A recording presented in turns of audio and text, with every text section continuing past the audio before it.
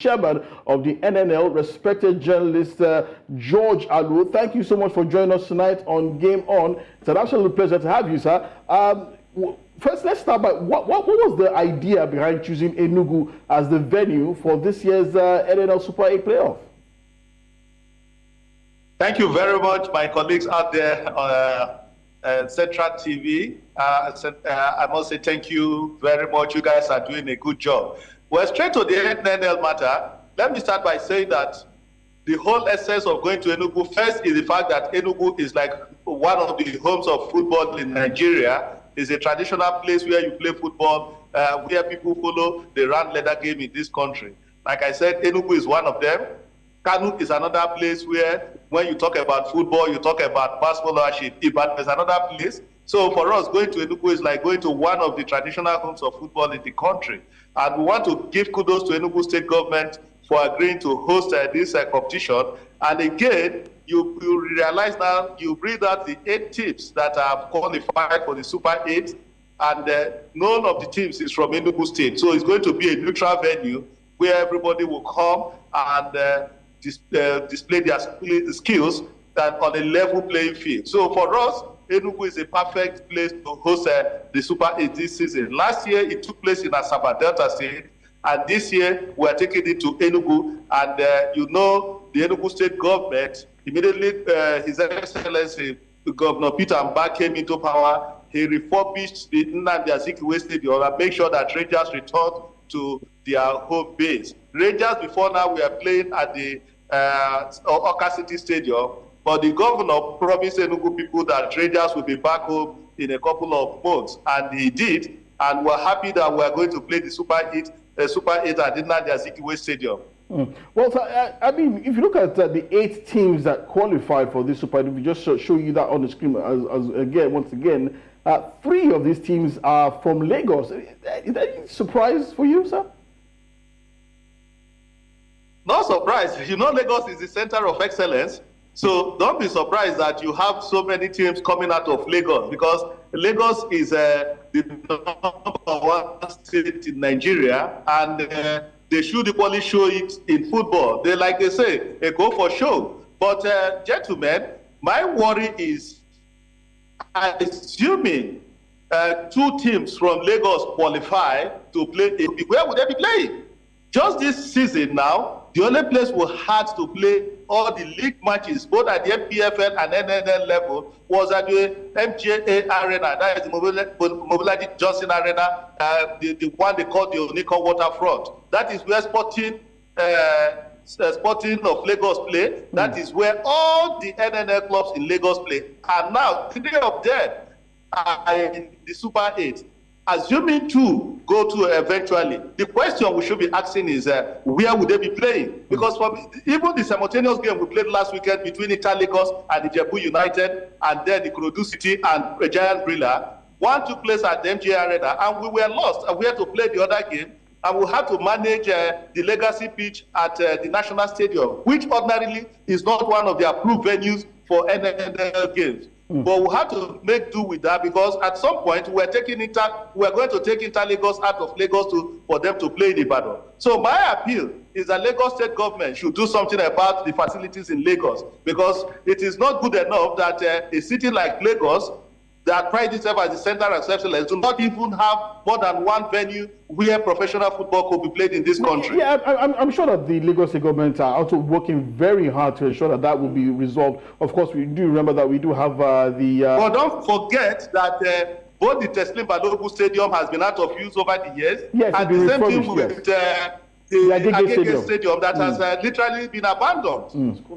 Well, that's quite true. Yeah. But we're just hoping that the Lagos State government are listening and trying to resolve this as quickly as possible. But finally, for my part, yes, there is also the interesting story of Beyond Limits FC, who are the academy or feeder team of one of Nigeria's finest teams right now in the MPFL.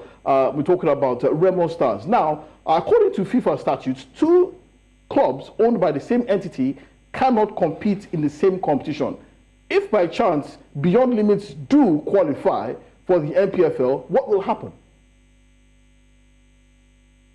Well, I think there's a difference in ownership because this same question came up when Enyimba and Abia Warriors played in the MPFL level. So, but the truth is that Abia Warriors is a different entity from Enyimba. And the same thing, Remo Stars is a different entity from Beyond Limits. So Beyond Limits, I think the ownership structure is not the same as it were. And Beyond Limits, they've been doing very well. They succeeded in playing from NNL to NNL, and just once, and here now in NNL, they find themselves in on the verge of qualifying for MPFL. And I must tell you that those kids play some of the finest brand of football you can think of in this country. Yeah, I understand that, sir. I understand that, sir. 14, 15, 16 years. Yes, I understand that, sir. And I also recall that, yes, you are the president, the chairman of the NNL, but could you just clarify that again, that Enyimba Abia Warriors analogy? You're telling us that Enyimba Football Club is owned by a separate entity to than the one than Abia Warriors. Is that what you're telling us? Yes, because if you look at the ownership structure, Abia Warriors has a different. Enyimba is owned by the Abia State government, and Abia Warriors has registered directors who own this club. So to that extent, you cannot say that they are owned by the same person. But in terms of funding, I don't know how the funding goes. And the same thing with Remo Stars. Remo Stars and Beyond Limits. Well, from what we know, Remo Stars is a different entity from Beyond Limits. So I get where you are coming from. But the owners of these two teams will at the point where if Beyond Limits eventually makes it to the MPFL, they will come up and make these clarifications. It is not for us as league organizers. That is the board of Nigerian National League to make this clarification. So, well, we know the points. I agree with the points you are trying to raise, but the owners of these two teams at the point if Beyond Limits eventually makes it to MPFL, they will be able to make the clarifications. Okay, sir. I want to agree with you that it is not the call of the NNL to decide how many teams from which state or from one owner get into the Premier League. Yours is to organize the league and at the end of the day, choose out the teams that are going up. The Nigeria Premier Football League will have to look into this as part of the club licensing requirements put in place, and of course the Sports Integrity Department of the Nigerian Football Federation will have to look into all of this to come out clearly with that clarification on whether this club is owned. We know that Beyond Limits is like the feeder team of Remo Stars. Everybody knows. Yeah, so the Nigeria Premier Football League and the Integrity Department of the Nigerian Football Federation. Yes, they may be the feeder team of Remo Stars, but what of in the area of ownership? I mean, not know who own because I know that Beyond Limits is a different entity from Remo Stars. Once it is established that the funding comes from the same source, then these issues will have to be addressed. If I could chime in on this real quick, I think that we have different precedents to work with, not in Nigeria. For example, Young Ajax in the second division in Holland a couple of times have gotten promotion to the Eredivisie.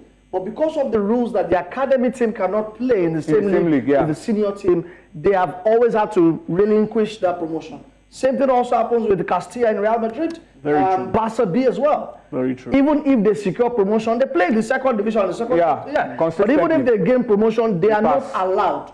But there can be provision in the precedence of RB Leipzig and Salzburg in the Champions League. But that's a different. That's in the same league. Established that there are two exactly. Yes, that's why if you can now say, okay, these are different entities. Yeah, there is a provision that they can play in the same competition. And I do recall that a few years ago, Roman Abramovich had to divest his ownership of a Russian club, I think it was CSK Moscow, in order to ensure anyway, let's just wait for Beyond Limits to qualify in the first place. If we do qualify, this issue of ownership will be sorted out. The same way the issue of ownership was sorted out when this issue came up with Enyimba and Abia Warriors. And not that Aqua United and I think Aqua Dakada. So that's not the issue for the NNL to talk about. Your own is to organize the proper competition, the proper playoffs, and then get the best teams to come to the Premier League. Exactly. But I want to find out from you, you know, the dates were moved and all of that. How ready is the NNL for the playoffs? How ready is the NNL, and what guarantees are you giving us that you will put up? No, we are very ready. A show that will be proud of. We decided to move the dates because we discovered that the May 23 to 30 that we initially, agreed on, plus with Federation Cup. Hello, can you hear me? Yes, go on. Yes. Hello? Hello? Oh wow, we seem to have lost George Adwo. But I think there was a clash with the Federation Cup round of 32. Federation President Cup.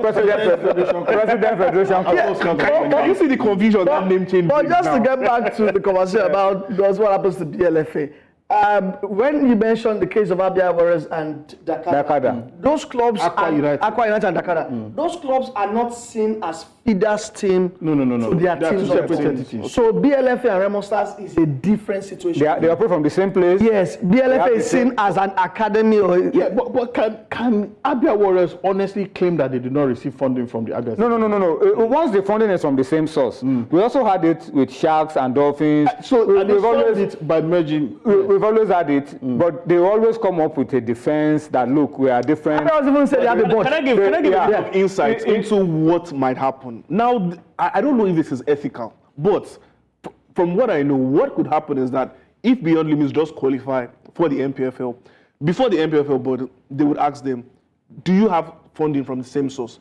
In the words of George Alu, what he said is that if they have separate entities, it's okay. So it's just, for example, if Tony owns a club, we own the club together, and we know our teams are affiliated, quote unquote. When we get to the MPFL board, he will say, Beyond Limits is sourced by Tony. Remo Stars is sourced by...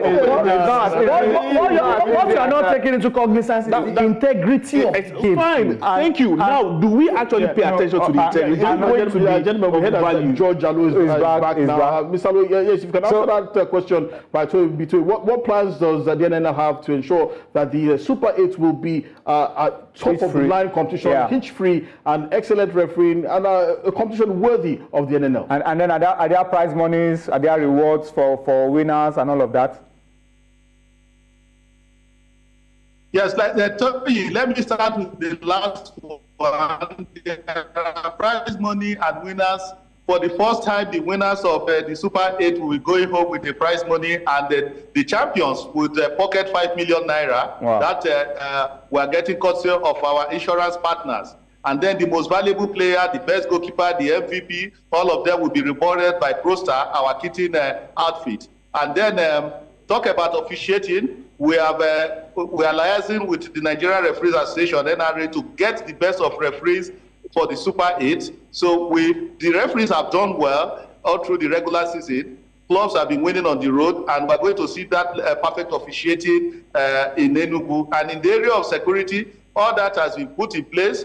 We are going to have a hit-free competition, and the matches will be aired live on radio. We have sealed a deal with Radio Nigeria and the #1 radio station in Nigeria to air all the matches live. So we are truly set. And like I told you, the only reason why we had to move from May 23 to 30 was to align ourselves with the calendar of Nigeria Football Federation, because the round of 32 matches of the Federations Cup will actually be coming up the same time we were supposed to be playing the Super 8. So we slightly moved it from June 7 to 14. Okay. So we have aligned our calendar with that of Nigeria Football Federation. Okay. And the beauty of it is that so many people thought at the start of the season that we would not follow our calendar, but we've done that. Okay.